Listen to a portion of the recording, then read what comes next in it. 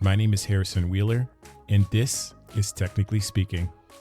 This show is produced in collaboration with Studio Pod Media.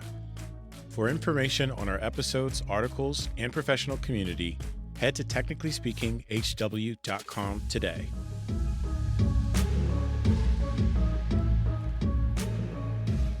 What is going on, Technically Speaking family? It has been so long. As a matter of fact, I believe we're going on close to 4 months since the last drop of our podcast, and that was a year-end wrap-up back in December. But alas, we're here, and I'm excited to share with you information on the next 5 episodes. There is going to be a little bit of difference here, and that is we're going to start releasing episodes every other week versus every week. That ensures at least we're covered, and I'm not working down to the last minute to get these out the door. I think this is going to end up being a way better quality and a more consistent cadence for us moving forward. In some news, I'll be presenting at Figma Config this year, which takes place May 10th and 11th. It is a 24-hour conference this year. I believe there are over 65 sessions with 100 speakers. Talk about the global perspectives. I'm so excited for this. And I will be presenting specifically on creating a safe and inclusive environment. Facilitation as a core skill set for a designer is going to be necessary, especially as we are moving into this hybrid working environment. And so I consider that the design MC, but this is as much as I will tease for you. You'll have to register for the conference. It's free. Head on over to config.figma.com to sign up. And, I hope to see you there. If you haven't heard by now, I just released the Technically Speaking Product Design Glossary. It's 118 need-to-know terms centered around the ins and outs of user experience design. The best part about it is that it's a free download. Head on over to technicallyspeakinghw.com or our Instagram for more information. Now, I want to give you a little preview into our upcoming shows. Let's get into it.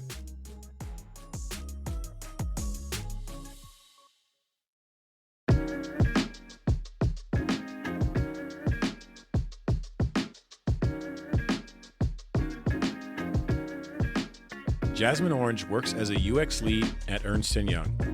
In this episode, we talked to her about her background in industrial design and her passion for designing beyond the screens. Jasmine shares her vision on design principles that need to be fixed and the value of open communication within design environments. When I first started as an intern, I was like, I'm going to work full-time here. And then 4 months later, I did. And then I was like, I'm going to be a user experience designer in the next 6 months. And then I did. And I think me saying it out loud really helped. I was in this mindset then about getting good and then getting fast. And that's all I cared about. And I think now the difference is now that I'm in a lead position, I care a little less about being fast. I think the idea of the move fast, break things, that's always scuffed my Timbs. Just to let you know that I never liked that phrase because it's always been so weird to say. It's because they're like, move fast, break things. And it's like, well, yeah, but have you ever broken anything? Have you ever had to clean up glass on the floor after you broke it? That takes forever. Have you ever had to take responsibility for your actions? Have you ever had to take responsibility for your actions? By the way, I love that. What scuffs my Timbs. I need to write that down. I've never heard that before, but it resonates so well. The creative director, Dan Mall, joins the show to talk about his career path and the moments that led him to start SuperFriendly, his agency that's all about design systems. Dan shares his ethos and explains why he considers himself as an intentional person. We explore some of the key moments within the foundation of SuperFriendly, and we talk about the practices that companies value the most when it comes to working with agencies. So I consider everyone to be creative. Part of that's my worldview. I don't like using the word creatives because I think that in some ways it excludes people like unintentionally, that like, oh, this set of group is creative, and then there's other, right? And there's a bunch of other people who are not. And I'm like, I don't know. I think everybody has the capacity for it. I think that's part of my worldview as I grew up Christian. I'm a Christian, and I'm like, I believe people were created in God's image, and God creates stuff. And so we do too. Like, we have the capacity for it. So I think that people have been, in the same way that like every kid can draw, but then when kids become adults, there are things that stop them from drawing, like fear and insecurity and criticism and all that stuff. But if you unpack all that stuff and you remove that stuff, hey, an adult can draw again. Like, so I believe that really strongly. So I think a lot of the stuff that I do tends to be like trying to encourage myself, my family, my friends, and strangers that like they can make things, because I think there's a lot of power in that really changes people's lives. So, that's kind of like my ethos. My therapist has been asking me about my ethos lately. What's your ethos? And I'm like, I think it's that. I think it's that like everyone is a creator, when we can do those things and make good things in our lives and each other's lives.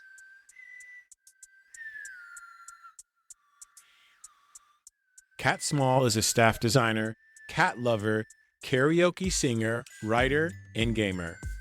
She's currently leading the design of goals at Asana, and in this episode, we go deep into her vision of design management and the key elements to build a successful design team, as well as what senior designers leadership means. I found myself less interested in some of the more peopling side of things and much more interested in how can we as a team design experiences, and like I just feel really compelled by designing and building bigger and better things. And so something I'm really interested in long-term personally is how can we have more concepts of like lead designers that aren't managing people, because I think these are two very intense jobs, and mushing them together. For me, I had to do manager, coach, like player coach type management. And I think like I was definitely burning out at that point. So that was like a good, like, kind of stepping my toe into the water, realizing like, oh, there are parts of this I enjoy, but I think the parts of this I like are things that I can do as an IC, individual contributor. And so that maybe means that I should stick to that and figure out how I can infuse those parts into my current job. And if I get to a point where I'm tired of the core things that I do as a senior or a staff IC, well, then that's a bigger conversation that I need to have. And I can then figure out, like, do I want to manage people at that point? Do I want to do something else? And so far I've checked in with myself every year basically, and I really love mentoring people. I really love creating awesome stuff with people, like in collaboration with people. I don't actually even need to be the person doing the super detailed specs in Figma, but I do really have a lot of opinions about experience design, and I want to be in those conversations, and I want to even like drive those conversations.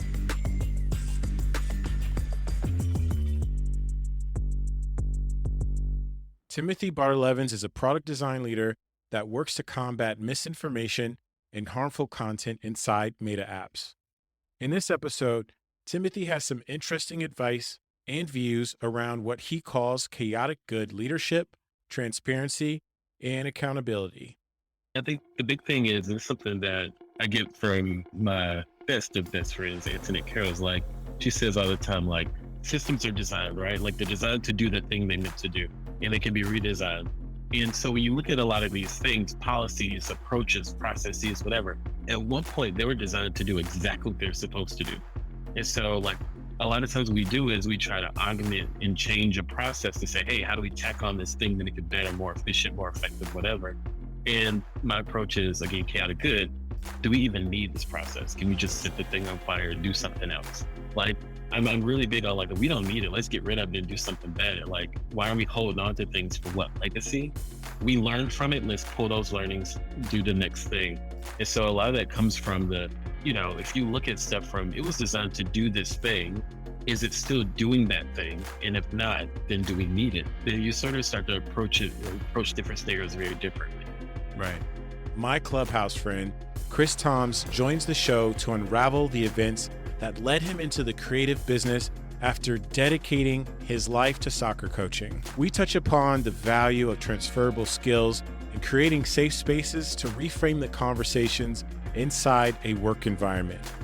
Plus, he shares how he got in touch with the children and communities that he's designing for and how that is now a part of his purpose. I attempt to engage in co-design as much as possible. I go to the people. That is the thing about me, is I don't really want my questions about students being answered by product managers who don't know any students or who haven't seen poor Black students. That was one of the big pieces of work that I did at my company, is I went to poor and disenfranchised areas and I did the research there. I started there. And that was incredibly powerful work. I think some folks have said that work was landmark for our company and actually changed our perspective on a lot of things. And I credit all of that to the students trusting me to tell their stories, and the teachers, the Black teachers that I met in those areas, trusting me to tell their stories. And I'm endlessly grateful for that. I mean, it's super humbling, but it's also a responsibility, because I saw myself in the kids that I went and worked with. And that was rough. It was rough going to areas where education or not, maybe kids aren't getting out of middle school alive, and seeing how your product is used in those circumstances. I wonder what we'd learn about our products if we went to the places that desperately need them to work to find out if they did, right? I wonder what we'd design if we did that. I wonder what sort of empathy we've developed, what sort of skill sets would become required if we did that all the time. The idea, the responsibility that you'd mentioned, that the folks that you're researching are trusting you to bring their story back. I mean, that just hits a whole different element of humanizing the work that we do. Well, I hope you enjoyed getting a little taste of what's to come. I am looking forward to getting things rolling again, and I hope you are too. I can't wait to share the insightful conversations that I have with our guests. You can follow Technically Speaking on Instagram, YouTube, and LinkedIn at Technically Speaking HW. If you're having a hard time remembering that, don't worry, I've added the links in the show notes. And if you haven't already, be sure to hit the subscribe button on whatever podcast platform that you're listening to this on. That's it for now. I'll see you next week as we drop the first episode of the next season. Peace.